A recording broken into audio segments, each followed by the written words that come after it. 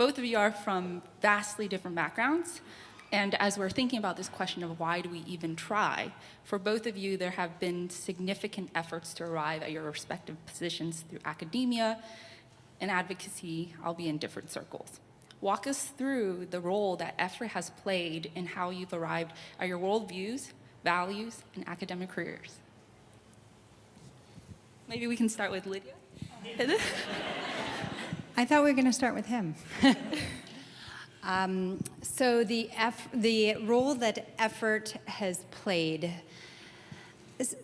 So I think this is an interesting question, in part because I believe quite firmly that if you're doing what you know in your heart to be the path for you, that effort, in a sense, it's not that it becomes meaningless or effortless, but it sort of pales in comparison. So the times when striving feels really difficult for me is when I'm doing something that doesn't quite seem like I was made to do it. Or the times when striving or effort have felt really onerous have been when I've been doing things that I just frankly shouldn't be doing. So it becomes complicated. I have a friend in New York who says that if you're doing what you're meant to be doing, then you don't feel the effort because you just want to throw yourself into it. I would say one qualification is, and we were talking about this a little bit over dinner, but the way that modern life has put a lot of constraints on our living well, maybe that's a place where you feel effort the most, or I feel the striving the most is when, for example, in medicine, it takes a long time to get through, but I knew I was supposed to go to medical school. You know that you're going to put a lot of effort in. That's just part of it. But then the constraints of medical practice are such that I need to get through an unseemly number of patients in a very short amount of time. So that's where the effort piece shows up, because it is not natural to care well for people in 10-minute increments. You know, if you all had a lot of friends that were having a hard time, and you said, okay, I've got 10 minutes for each one of you, and I'll see 30 of you today. That was my life for many, many years, and that then feels like effort. That doesn't feel holistic. It doesn't feel like the work that I felt called to of healing. That sort of fades away. So I suppose the constraints of modern life really bring this sense of effort or striving or work to the fore. I want to thank Hanna and the other organizers, first of all, for the chance to have this conversation, and to Lydia for being part of it as well. The moment that I received a message about the conversation and heard that the question that we were invited to think about was this question: well, why do we even try? Like, I knew instinctively that this is something that'd be worth kind of thinking about and wrestling with, because honestly, I mean, who doesn't ask themselves that question, right? I mean, we know that question. We know that question. I mean, I think that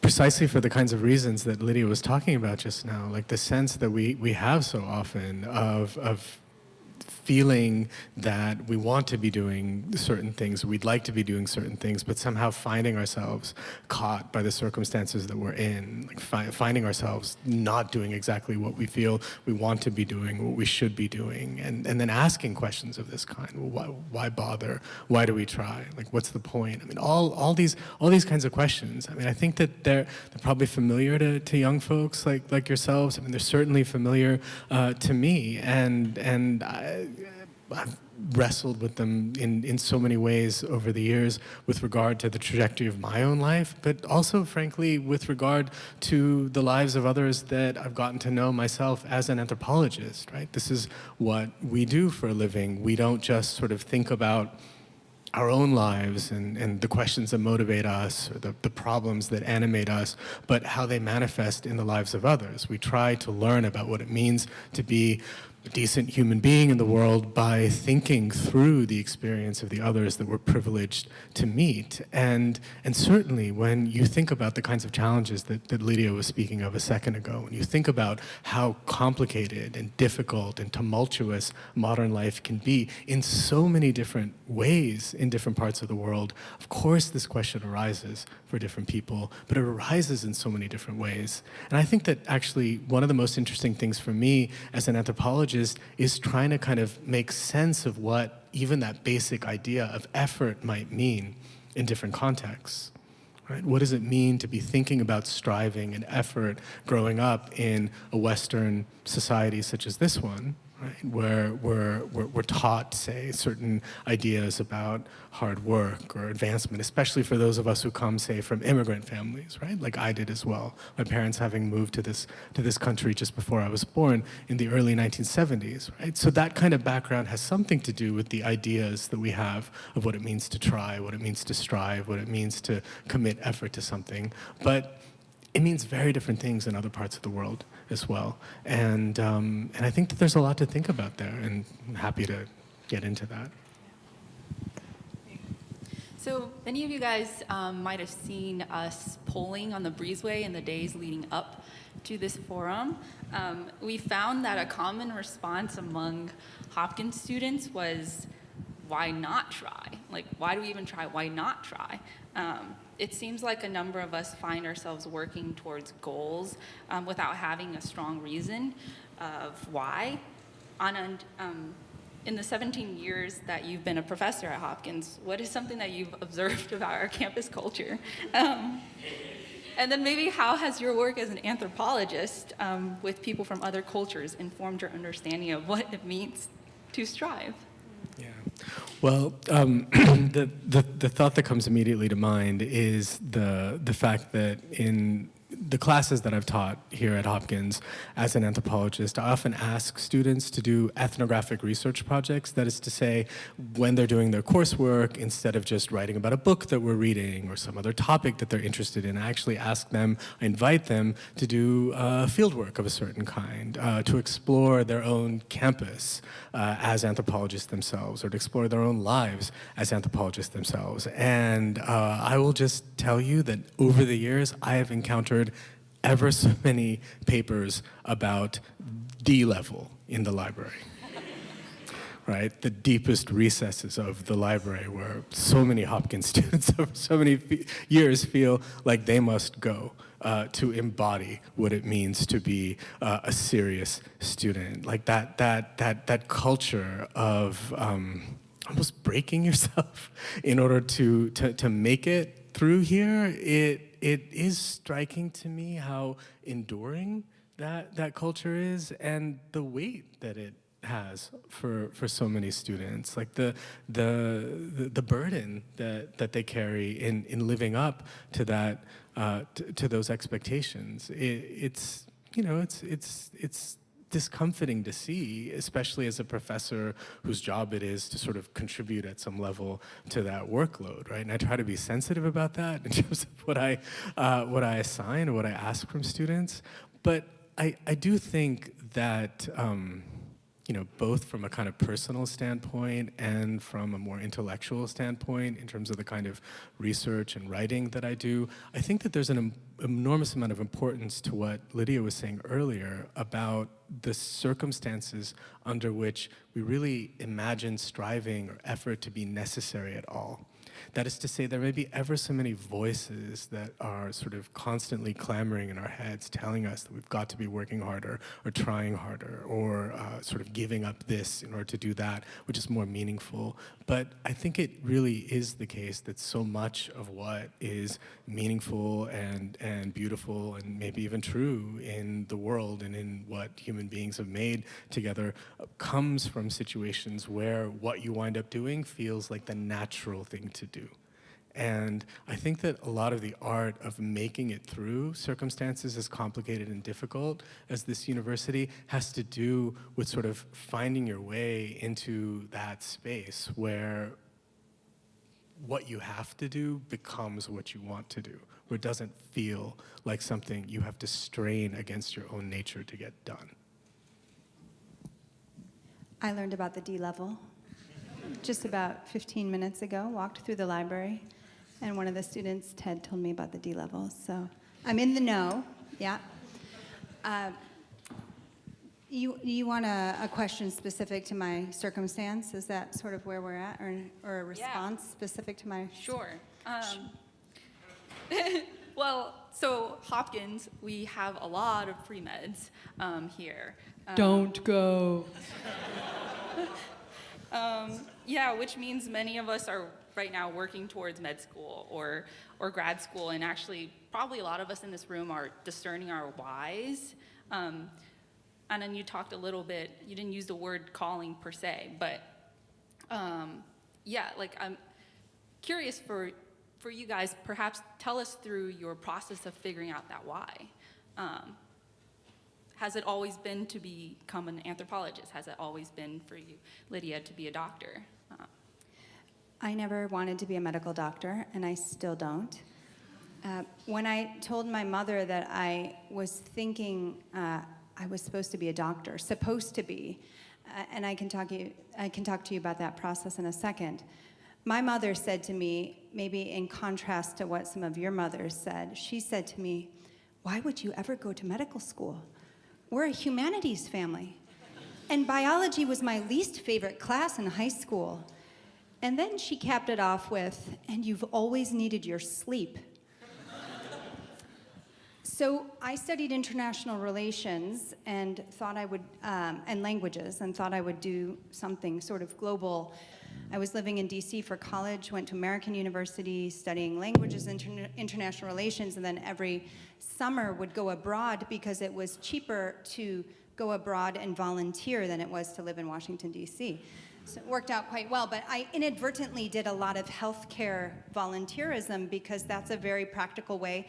I spent one summer in Haiti just counting pills in the pharmacy and putting things in an autoclave and taking things out, just sort of almost routine labor, helping in a clinic and a hospital. And it opened my eyes to how pragmatic and practical medicine is. And I started having this kind of gnawing away in me, that this little sense.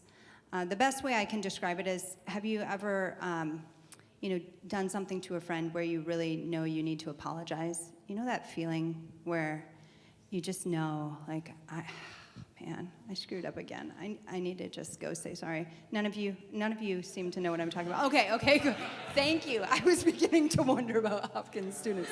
All right, good. We're both ethicists. We like conscience too. Good. So, but that feeling, right, where you just know. So that was the feeling I had about medicine, and I kept trying to get away from it. And it took me 5 years from when this kind of sense that I was supposed to be a doctor started till I finally assented to going to medical school. So 5 years of what I would describe as a sustained call to medicine. And the language of calling is interesting because it's often considered a religious language, but non-religious people also have a language of calling. And sometimes that's, my aunt called me to it. My parents told me I would always be an amazing X, Y, or Z. And for me, I had both this internal sense, and also a lot of people just kept speaking medicine into my life. I've always thought you'd be a good doctor, which for me, that was never a thought that crossed my mind. So it's interesting when you have this strong sense that you're meant to be doing something, but you don't necessarily love what you're doing. That might also be a feeling that some of you have. And then there's also seasons of loving it and hating it. Because really difficult things, sometimes you love and sometimes you hate. Or you have the great successes and then you have the great failures while you're doing what you feel like you're meant to be doing. And those great failures can really make you start to question again, why am I doing this? So all of this is to say is that even when you have a deep sense of, I know I'm where I'm supposed to be, if you've ever had that feeling, there can still be ups and downs, seasonality within that, where you'll question yourself, and hopefully there will be good reasons you can look back at that will assure you that you're still on the right path. But I do regularly like to try to talk people out of going to medical school, so we can talk about that later. I just jump in to say that in terms of how I wound up doing what I do, I was a really annoying kid. Like I must have driven my teachers crazy. I was always the kid who was, I always had my hand up. I had so many questions. I was constantly asking things and driving people crazy, and I kind of just made a career of it.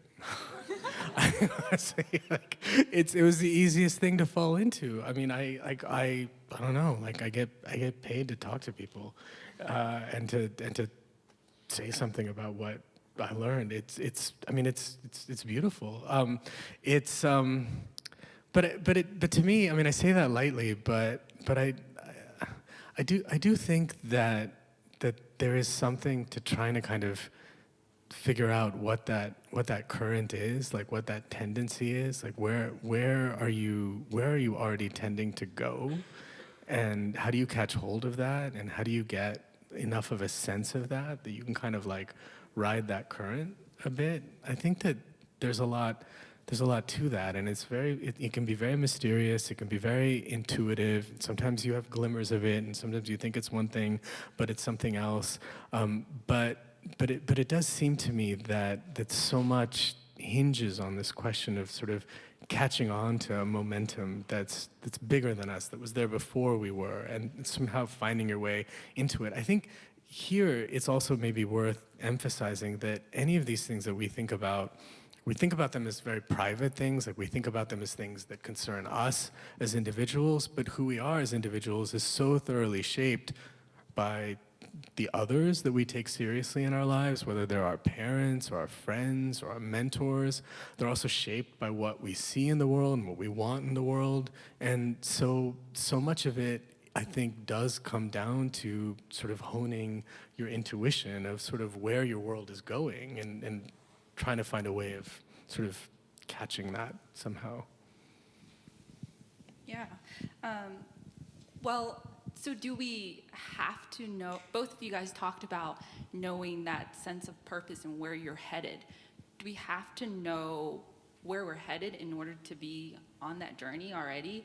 And because for most of us, we're trying even if we don't think about it. Like, do you guys have thoughts on that? So most of you right now are just trying to finish your degree, right? And that's a completely laudable goal. That makes perfect sense. I think there are lots of different ways we sort of know what the path is, right? So right now you are enrolled in an institution, and most of you, and there is a termination point, hopefully, that results in a degree, right? So that's sort of, I remember thinking medical training, oh wow, once I realized I was actually going to medical school, oh man, well, the next minimum 7 years is pretty much decided. I know what I need to do. I was talking to some undergrads in the fall, and somebody asked the question, what happens when my parents kind of determine that for me? And I'm sure that's an experience that some of you have had, where your parents sort of say, well, this is what I did, and this is what Grandpa did, and this is what you should do, or at least these are your 3 options for what you can study, right? I'm seeing some head nods. And I remember the students saying, so when do I get to do what I really want to do? And these are questions of how we allocate our time that will be with you for the rest of your life. Many people have a day job and have other passions that they develop on the margins, on the weekends, at nights, whatever. Other people decide to switch careers in the middle. I mean, there are lots of different ways that your loves or the things you're good at, the things you feel passionately about can come into fruition. It doesn't mean that everything you think you're good at, you need to do for your full-time job. Anand and I both like to write, and we both write books, but neither of us is a writer full-time for our jobs. right? So there are different ways to incorporate into what you do and become and who you are, all of these competing aspects, including the expectations of parents. Is that, I'll stop there and let you fix it, Anand. Yeah. So, go ahead, Anand. Well, I was, as you were talking, I was thinking about metaphors actually. Like I think that when it comes to questions like this, as with so many things, the images we have in mind have a lot to do with how we understand the circumstances that we're trying to make sense of, right? So as you were speaking, and you're speaking about these parental pressures that so many people feel that they must negotiate and navigate, I began to imagine a treadmill. Right? And we know this, right? And we talk about that. Like we have this way of imagining sort of life as this treadmill, and you're on it. You got to keep up with it, and somehow, and it's moving at a speed that may be too fast, and it's moving with a momentum that's not your momentum, and whatever it is, and you've got to just stay on it. It feels murderous after a while, right? Like we know that, but that isn't the only way to imagine what it means to sort of have a life, right? Or to be on a life course.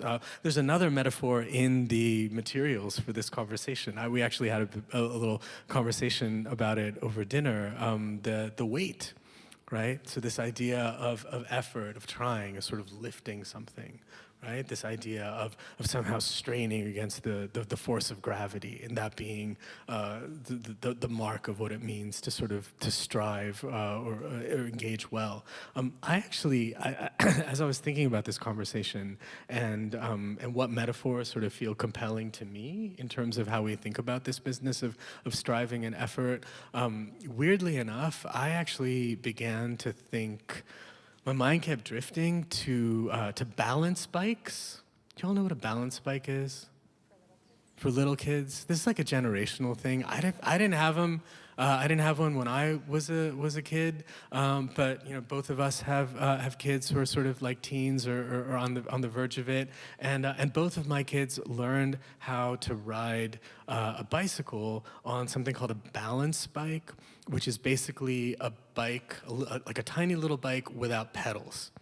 Right, if you can visualize it, right? 2 wheels and a seat, but no pedals. So it's pretty comical, and you may have seen kids do this in your neighborhoods. I don't know, but basically the way you ride a balance bike is you grab onto the handlebars, you basically run with it, right? You run as fast as you can, and then if you have balance, like over time, you'll learn to basically put your feet up on the little, it's got a little platform, right? And then you can glide for a while, right? So this is how my kids learned how to ride a bicycle, right? By running as fast as they could with this little thing, and then putting their feet up on this little sort of pedestal and just being able to glide, right? For like 10 feet, 20 feet, whatever, right? I feel like this is a great sort of instance in which one could ask the question, well, why bother? Like, why would you even try? Like, it takes so much work, right, to be able to get yourself not very far at all before friction gets the best of you, and you have to do it all over again, right? And yet, we managed with both of our kids to get them all over the city on foot, with them tagging behind us on these little balance bikes. I bring this up not because of the balance bike, but because the balance bike is the precursor to a bicycle, right? Which is a wonderful invention, because all it takes when you get started is a bit of momentum to keep it going, right? And I think that there are things like that. Like there are devices we have, both physical devices that we have, as well as devices of thought that we can muster up, that can teach us, I think, certain lessons about what it means to sort of find a way to get a little momentum started that with just a little nurturing can kind of keep up on its own, right? It takes a little effort to kind of get to that point, but ideally, after that point, you can learn to make it self-sustaining. So how do you know when you're trying too hard, though? Because the reality is, for some of us students, or maybe we feel like we're on that bicycle and we're like pedaling super hard. And sometimes the reality is when you're trying too hard, actually, there's consequences of in the form of mental breakdowns or anxiety and depression, as we know. Like, when is it appropriate to stop trying then? And when is it doing more harm than good? I was thinking of times that I have fallen asleep on my work and woken up and there's drool. Has that ever happened to anyone? Okay, at least one. All right, so I'm not alone. That's good. Thanks for raising your hand. We still need to take care of ourselves, right? We are still finite creatures. So on one level, it's easy to say, well, if you're not getting whatever you need for reasonable sleep and you're not eating, you're trying too hard, right? I mean, that's 101. And yes, I'm a primary care doctor, but it seems like in college, that's even that 101 level. You guys often, I mean, we did the same thing too when I was your age, behave as though we're invincible. And so do take care of yourselves. There's plenty of data that show that you consolidate memory when you sleep. So if you really want to get a good grade on your exam, you study and then you go to bed, right? That's right. So you don't pull all-nighters. Okay, that's the basic stuff. But then there was a Gallup study recently that asked about loneliness. I kind of want to take a poll. Who thinks that 10% of people are lonely? Okay. Who thinks 25%? Who thinks 50%? Yeah, so you guys read the Gallup poll, yeah? So in this recent poll, 50% of people reported being lonely. 25% of people reported being very lonely. We were not made to be socially isolated.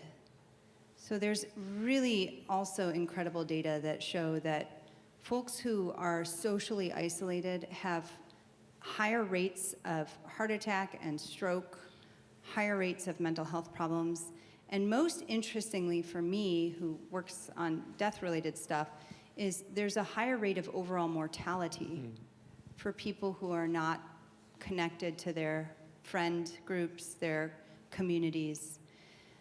So I say all this to say, when are you trying too hard? Well, certainly eat and sleep, but how are you investing in your friendships right now? When did you last call home, right? How are you connecting with people in a meaningful way regularly? All of that is super important to be doing. And if you're trying so hard that you're not making any space for the people you consider your close friends or family, then that's definitely trying too hard. I think we can use a word like pathogenesis to describe the way that our societies can sometimes act on us, right? Our civilization is pathogenic. It produces maladies. Like, there's something about the way that our lives are organized in a modern capitalist society, such as this one, that is productive of all kinds of pain and suffering that is not inevitable and is not necessary. And the world is full of ever so many examples of people in other circumstances who don't hold to the same commitments in the same way and don't necessarily experience their toxic ramifications in the way that we do and sometimes even take for granted. So if we sort of take a step back for a moment, we think about how we got here. There's been a lot of interesting scholarship on the way in which the very idea of, working as hard as you can until you can't anymore became such a dominant feature of Western culture. And not only a dominant feature of Western culture, but one of the ways in which colonial powers from the West impose certain ideas of how to be on people in Asia, in Latin America, in Africa, essentially gaining control of literally millions of people over ever so many areas with the idea that they needed to be taught how to work hard so that they could advance in the way that people in Europe and North America and so on did, right? That is to say, when we feel even within ourselves that sense of being forced to work in ways that we don't want to work, to sort of pursue sort of commitments or responsibilities whose weight we know is crushing, we are colonized in the way that so many people, even now and in prior times, have been colonized by those very ideas. So it's important, I think, to get a kind of critical vantage point on that, to ask questions about whether we really need to be this way, how we got to be this way, what it might mean to try to live in some other way. There's a very interesting book that, I'm blanking on the name of the author, but the book is called How to Do Nothing. It came out a couple years ago. It's a brilliant book, and the author makes precisely this kind of argument that this culture of always striving and working and trying to be productive all the time is actually the way in which our economic and cultural system has occupied our imagination and taught us that there's no better way to be, and that there's actually a genuine value to just stopping, going bird watching, hanging out, staring at the sky, all these other things that we may not necessarily feel are worthwhile, but may ultimately have a lot more to do with our well-being, our creativity, even our productivity, as I think you were implying, than we might tend to give them credit for. So when does trying or work turn bad? And perhaps, Lydia, you can speak to, so you're a Christian.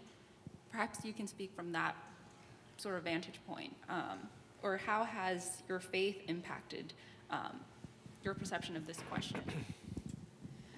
Yeah, so it's interesting. I spoke earlier about the language of calling, and I actually didn't have this pre-formulated in my mind, but now it just popped into my mind. So, Christianity, of course, grows out of Judaism. And in the Jewish tradition, and then Christians adopted this, there's very strong language against idolatry, right? What do we mean by idolatry? Well, what do you worship? And you might say, well, look, I don't worship anything, Well, okay, do you worship yourself, right? I mean, who are you spending all of your time? Or what is the object of your affections? Or who is the object of your affections? So there's a right place for work. We all have to work. We're human beings. We're made to work. We are creatures that languish when we don't have something to do. So work is a good, and then the question is, well, is it a good that now is becoming the chief good? And that is, it's all I think about. It's all I pine for. It's the sole recipient of my affections and my energy. Or is it in its rightful place, which is that it is, it does give some meaning. It does give some purpose. Hopefully it is work that also does some good in the world, right? There's all these different ways that work can make things better, but it is not the chief object of our affections. It is not the one thing that we worship. And so I guess maybe kind of tying that together to the Christian tradition, the Judeo-Christian tradition, I think guarding against worship of work, or whatever the equivalent is, worship of study, there's probably a lot of wisdom there. I like that language of virtue, because I think that there are many different cultural contexts in which people imagine their ethical life in terms of virtues, in terms of ideas of the principles or the values that make life meaningful, and I think that many ethical traditions take seriously the idea that anything must be done in moderation for it to be healthy and effective, right? So I think that that's another side of it too, like this the question of moderation. We live in I don't know. These are the most excessive times, right? I mean, excess in so many ways, right? The Oscars were last night, excesses of glamour and glitz, excesses of things, excesses of feelings, right? We live in a time, I think, where we take our feelings so seriously, and we take the strength of our feelings so seriously, and I think there are times when the strength of a feeling tells us that it must somehow be truer or more meaningful because we feel it more strongly. And yet it is also the case that so many of our religious, ethical, and philosophical traditions have taught us for centuries to mistrust those strongest impulses, right? To be a little cautious about those feelings. So I think in some ways, with effort or work, as with so many other things, what we're dealing with are the challenges of a culture that's almost sort of obsessive and to the hilt by nature, and getting a hold of this is like getting a hold of almost anything else, I think. Yeah, before we turn it over to question and response, just for the sake of time, I want to ask you guys both, what is one thing you might recommend to some of us who are on that struggle bus right now? And Did you call it a struggle bus? yeah, Okay. struggling right now to keep trying. What is one thing you guys might recommend to each of us? I mean, I would ask, maybe turn to a close friend and ask your friend, what do you feel like you're supposed to be doing right now? And really pausing and sitting with that question. Because if something is sort of giving you deep dissatisfaction or uneasiness inside, a good day's work does not beat you up. A good day's work in a really toxic context might beat you up. A day's work or 2 days' work done in one day, that should really mess you up, right?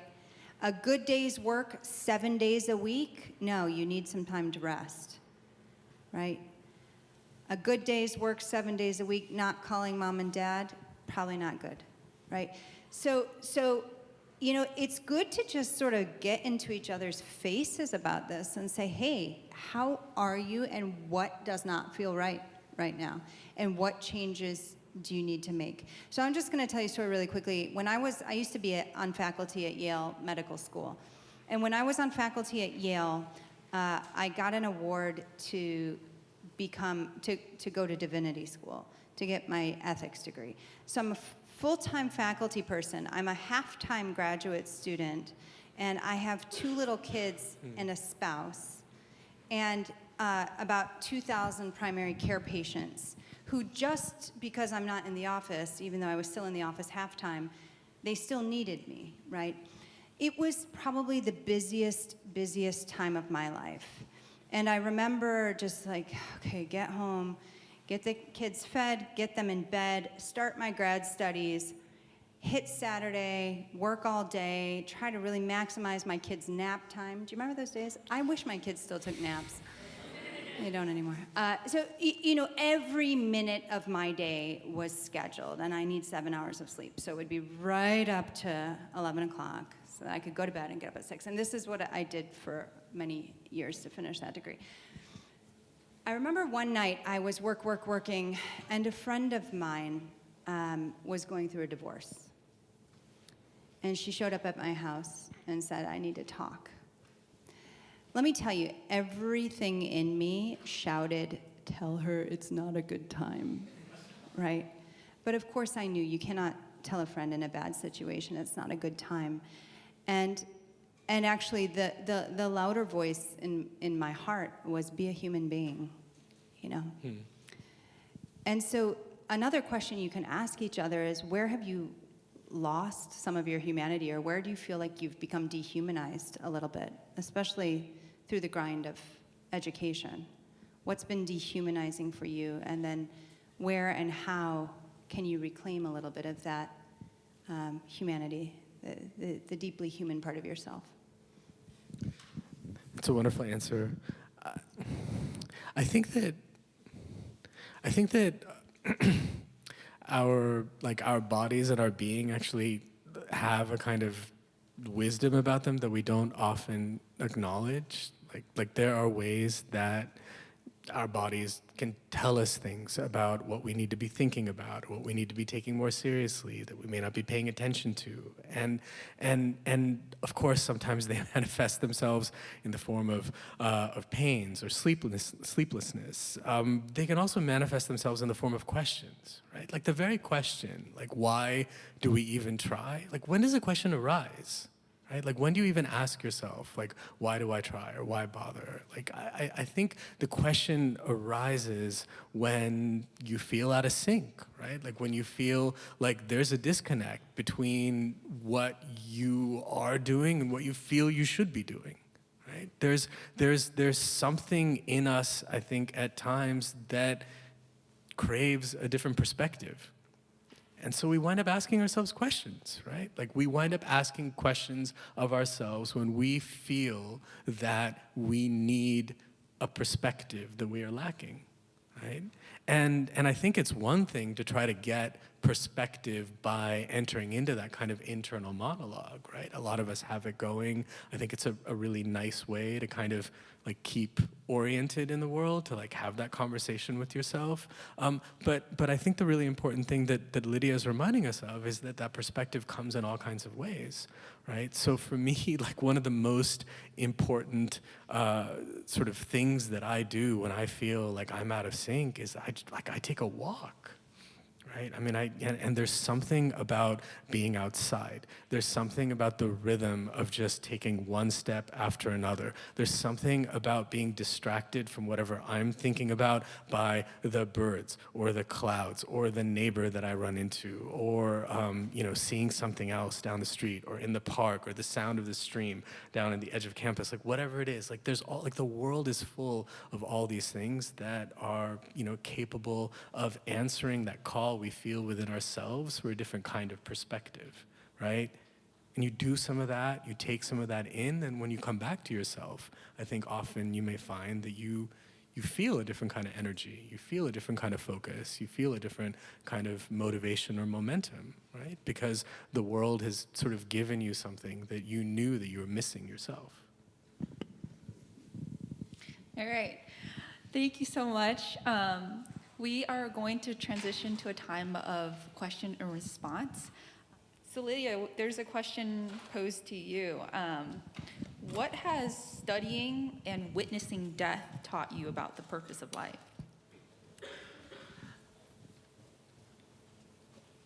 Anytime that something is limited, we realize its value. So if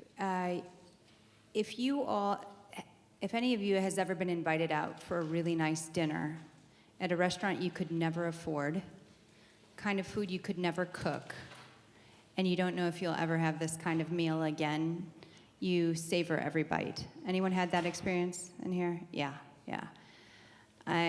I'm old enough to be your mother, but even when I have that invitation now, I still, if it's a meal I can't cook in a restaurant, I would never eat at. It's such a delightful thing, right? So there's a way in which recognizing something as finite helps us see the value. Or another way to put this is that finitude, the finiteness of anything, including life, helps bring into relief that which we value most. You're in college, you're about to graduate, you've made the best friends of your life, you're all going to opposite parts of the world. You're going to really treasure your last days and weeks together with your friends here. And so I would say that there are a lot of things that I've learned from dying patients, but the way in which a terminal diagnosis or the possibility of death helps us really see more clearly that which we value. And one of the takeaways for me as a doctor who continues to care for such patients is that I can apply the same logic to my life, even though, at the moment I don't have a terminal diagnosis other than mortality is 100%, right? So we're all terminal in one way. But I'm terminal in that way, in that, yeah, I'll die one day. But if I think for a second, wow, actually one day I will die. One question I often ask people is, imagine yourself on your deathbed. This isn't too morbid. Just hang with me for a second. Who do you want there? Who do you want gathered around you? And then think about the quality of those relationships now. Are you investing in those relationships now? Are you nurturing those relationships? I asked an audience this once, and a guy raises his hand and he says, "Look, I know who I want to be at my deathbed, but frankly, I can't stand the guy right now." And what he was asking is it okay to wait to really cultivate that friendship? And of course, the answer is none of us really knows when the end is. And so if when you sort of do this exercise of thinking, wow, if it all ended tomorrow, who do I want to make sure I talk to? Well, then those are the people you should be talking to now. And it goes with other things, Is there a book you want to read? Is there a letter you want to write, a poem you want to write, etc.? But so finitude, finiteness, does bring into relief that which we value most. And I think something I've learned from patients, and it's something that we could all practice. Maybe a good segue question. A lot of people are asking this: how do you allow yourself a place to be human without falling behind in workflow? So talking about finitude, we feel like we're falling behind. Both of you can speak to that. Well, I think that's where it's worth just taking seriously the possibility that there are voices in our heads that, how do I put this, that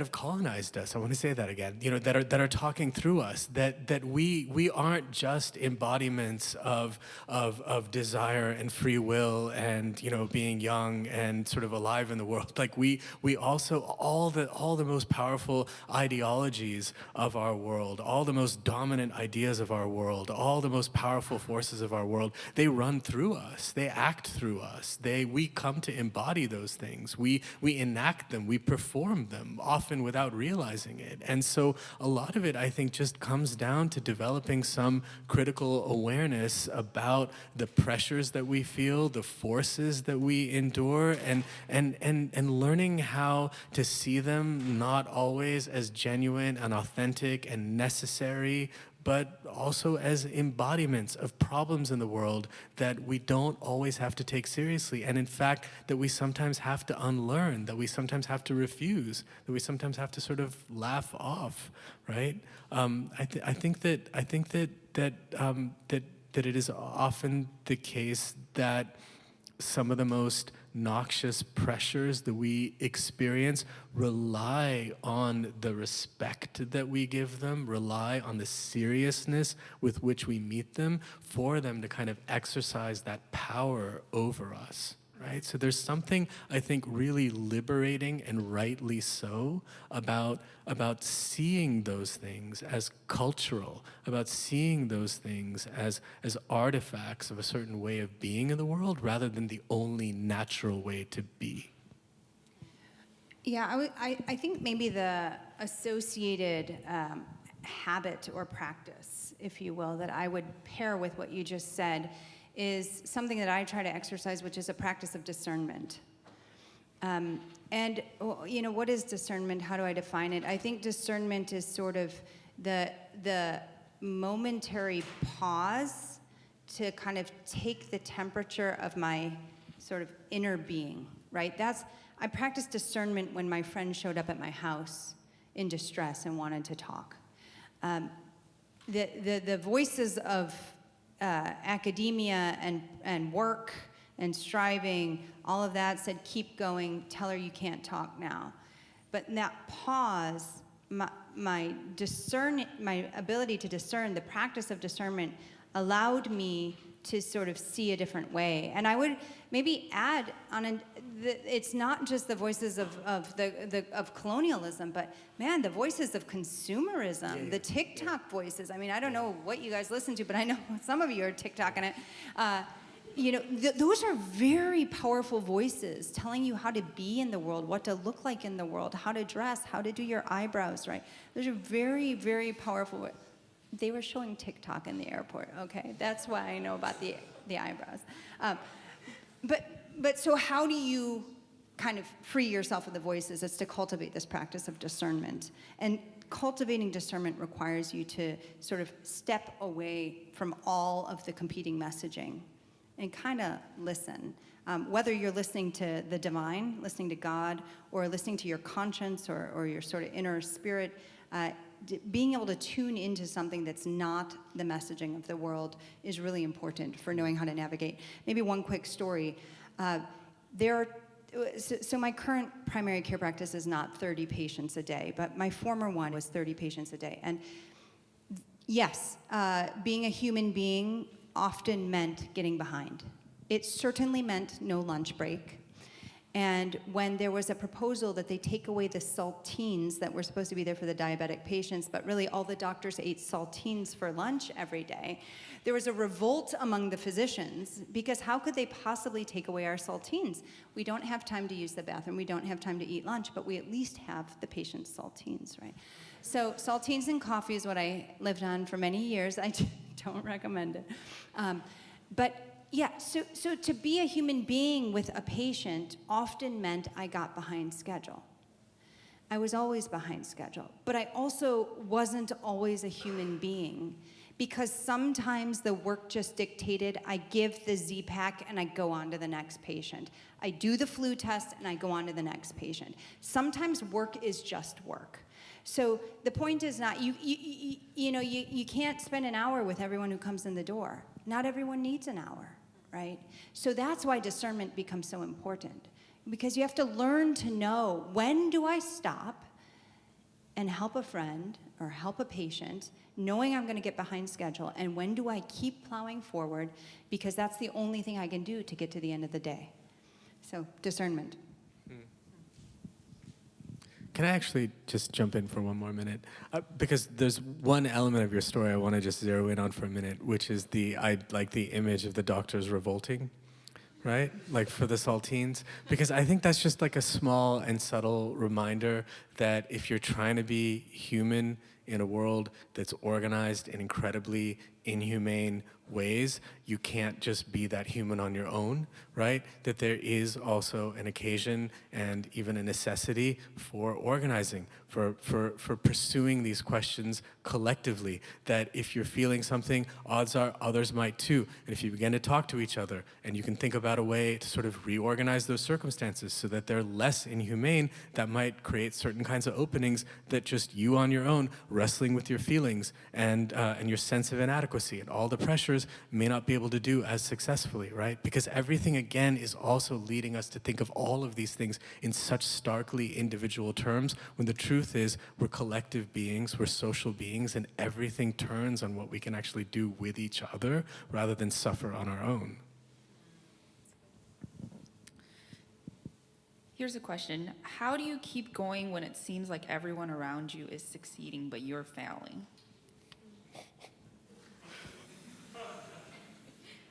I think we need to recover the art of mediocrity. Ooh. And, well, I would say, so as a person of faith, I'd say we need a better theology of failure. So over dinner, we were talking about suffering. And I am not an advocate that we seek suffering, but all of the philosophers would tell you that suffering is a part of being human. And so when you do suffer, and that might come in the form of relative failure, and I think we should be clear that it's relative, right? We're sitting at Johns Hopkins, for goodness sake, right? But when it comes in the form of relative failure, how can you learn from that? How can you grow through that? How can you become one who perseveres through that? What lessons have you learned from your failure that you can use to help a friend? It's not all about you, right? What are you learning that can benefit others? So I think all of those are good things to think about when you experience what might feel to you like a failure. Yeah, I'll stop.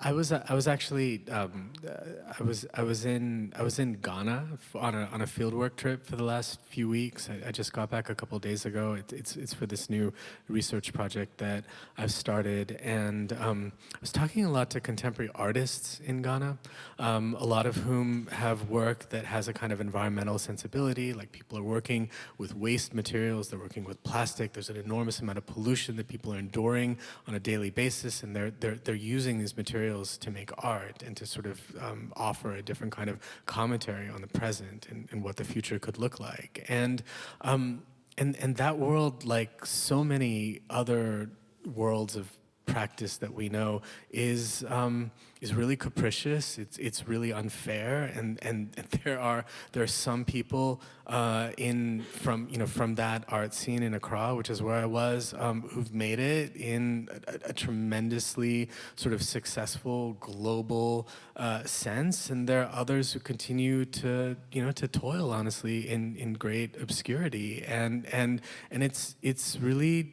It is really striking to see firsthand in that context, really any other. Like, I've worked with filmmakers as an anthropologist in India. I've worked with farmers and farm laborers in South India. I've spent a lot of time with people striving in different parts of the world and wrestling with the kind of inequality that you're describing on a daily basis. And I don't know, like, to be honest, like, I don't know that I have a clear understanding yet of what it is that keeps people going, aside from the fact that those who do seem to have some handle on some story that's bigger than the story of their own life. Right? Like, when you get caught up in the sense of who you are as opposed to everything else, and you're constantly sort of comparing yourself with the totality of everything else, you can lose sight of that larger story, right? But if you can begin, as I've met people in different parts of the world who I think have and do, and many of us do the same thing, like, if you can see your story as tied up with that larger story, like if you can experience the ways in which what you're striving for is tied up with the kind of striving that other people are also engaged in, regardless of what you manage to do and what they manage to do, as long as you feel like you're moving somewhere together, that can, I think, itself be a bit liberating from the force of that kind of story. I love that. I think whenever you read a really good novel, right? You read a really good novel, all kinds of things happen to the characters throughout, and it can look like failure. But you get to the end of the story and you're like, oh, it all makes sense. Yeah, it was a failure, but this is how it turned out, right? This is how it was redeemed. And I think asking ourselves and one another, what is that bigger story that you inhabit? Right? How are you a part of a bigger story? And then how can we remind each other of our bigger stories when it seems like we're failing? I love that, Anand. Thank you. So how does religion, Lydia, how does your religion and spirituality answer your why? So maybe thinking about the Christian story, is it possible to even offer a valid answer if you don't believe in something bigger than yourself? Well, I'll let Anand, I mean, I don't know if you want to answer that second. I don't know what your bigger story or how you would put that together. So I can only speak as someone who believes in God, right? So let me start from there. But if you believe in God and you believe that your life has purpose because God's somehow, however that happened, put you on this earth, and there's work for you to do while you're here, then if failure happens along the way, but you're trying to be faithful to your sort of your life's call or your life's mission, then failure's not your responsibility. You see what I'm saying? Like so here, I'll make it personal. I felt called to medicine. I did not want to be a doctor, still don't want to be a doctor. My step 1 scores, you have to take so many tests to get a good residency slot. I did not want to study for step 1. It was boring. I mean, who cares how many kilodaltons proteins weigh? Does anybody in this room? If you care, talk to me afterwards. I did not care. Okay, all right, Ted, fine.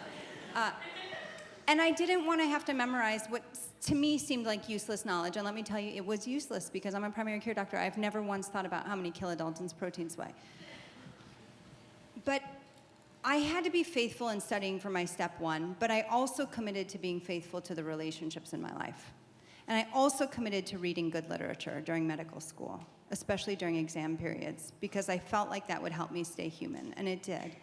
And so I kind of discerned, and my step 1 scores were not great, but in the end, clearly I would say, speaking as a Christian, it was, God's plan, God's will for me to end up at Yale, and I was a professor there for a long time, and then was recruited to Columbia, and it's been fine, right? But there were lots of little, failures along the way, and there were plenty of times that it didn't look like things would turn out, and that can go on for decades and decades and decades. The artist in obscurity. I think I read a lot of poetry. Poets, faithful to the words that come to them, right? And you sort of keep writing poetry. Any poets in the room?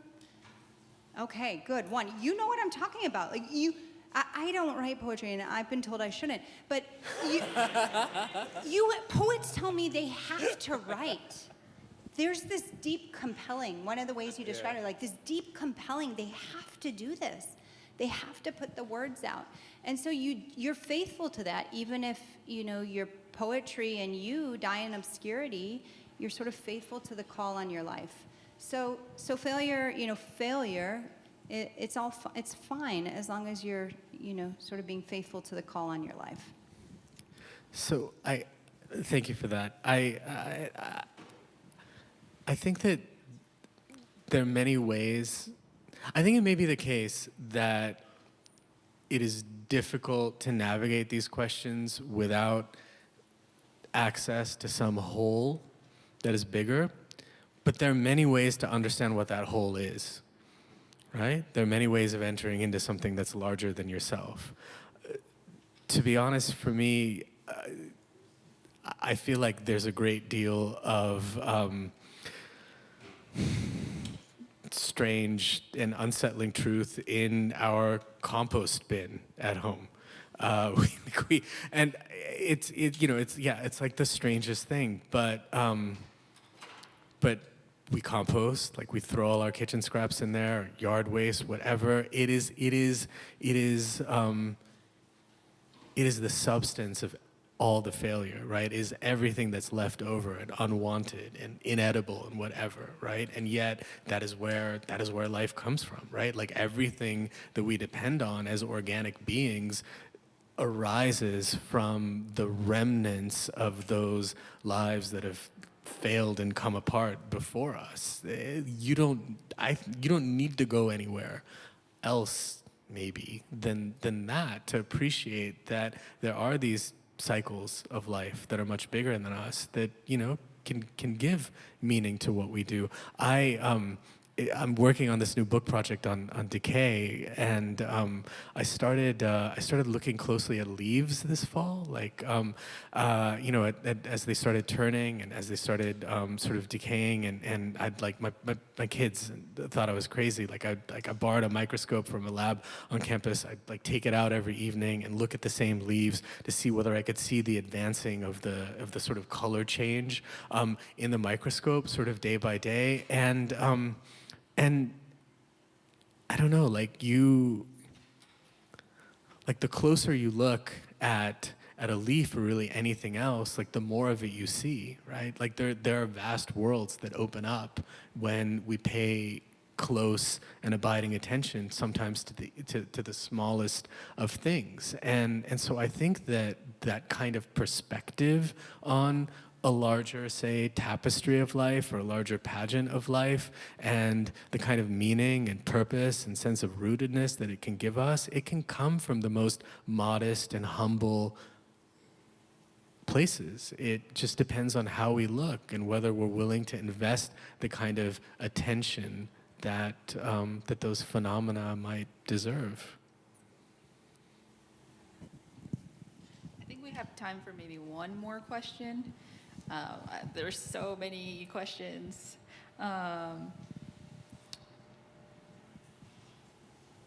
Yeah, I think there seems to be a lot of commonalities in what you guys are saying. But is there, maybe we can end on what are some common like misconceptions you guys think the other side has of your belief? What's the other side?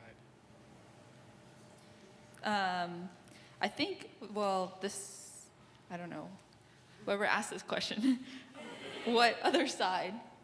Or like the other person. Oh.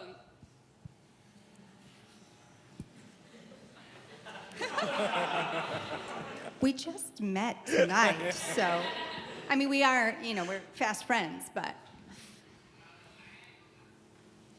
Well, I can talk about the other side, but in a different way.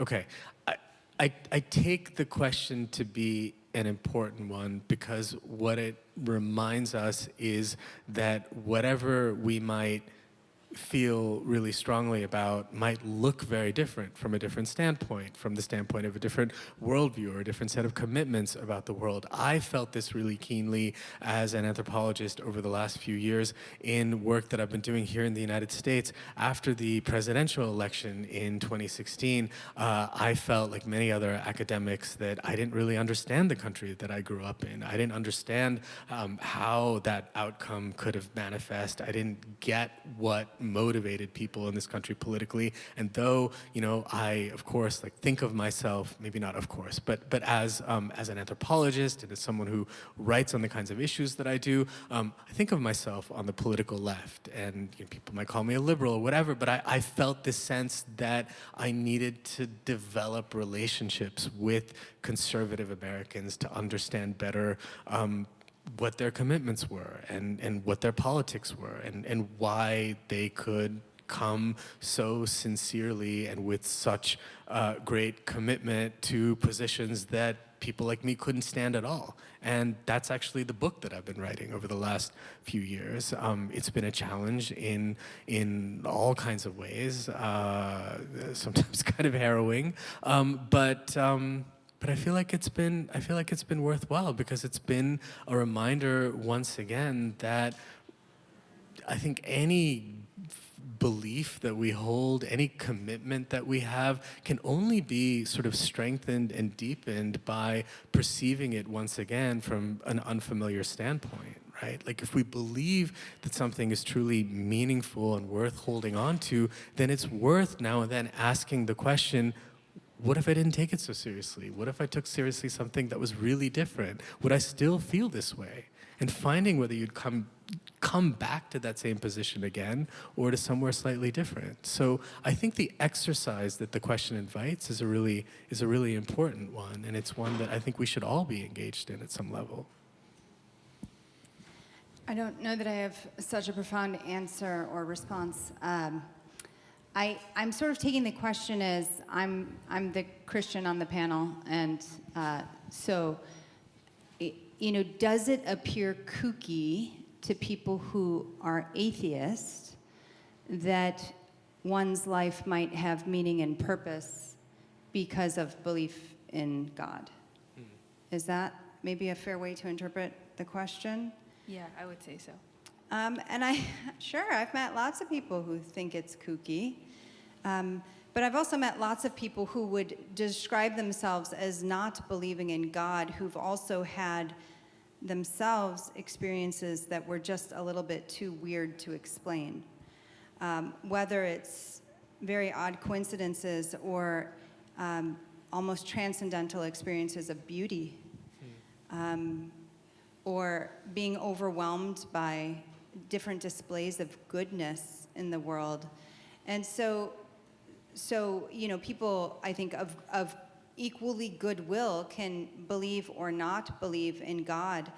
But I think all of us probably, if we have our eyes open and are not in the D level, is it the D level? The D floor all the time, will know that there is the world, whether it's looking through the microscope or looking out at the mountain ranges, or for me, I think the most breathtaking thing is a really heavy, fresh snowfall. There's something about going out into the night after the snow has just let loose, and you can't hear the cars. I live in New York City. You can't hear people. Everything is muffled and dazzling and brilliant and fresh and clean. And there's something just overwhelming about that.